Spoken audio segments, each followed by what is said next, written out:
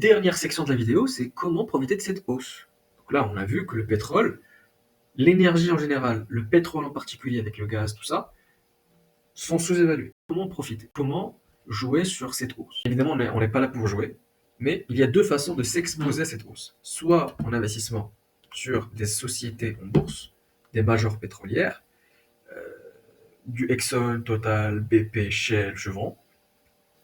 On peut aussi s'exposer à d'autres acteurs qui ne sont pas des majors, comme Noble, comme Parex, comme Aker, je pense, comme Equinor. Il y a plein de sociétés comme ça, mais elles sont beaucoup plus fragiles parce qu'elles sont plus petites. Elles n'ont pas beaucoup de réserves, et puis elles sont moins diversifiées selon leur géographie. La première partie, la première façon, c'est les actions. La deuxième façon, c'est le trading de CFD sur le Brent.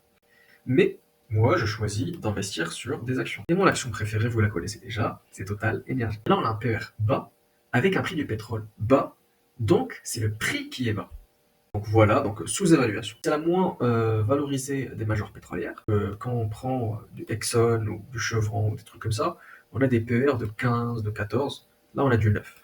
Et je rappelle, 9 avec des prix du pétrole très bas. C'est le leader, je l'ajoute, hein, leader en LNG.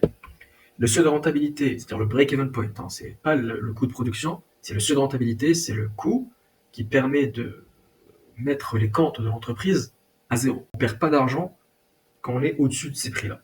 Donc, le seuil de rentabilité parmi les plus bas des majors, on est entre 20 et 25 dollars le baril.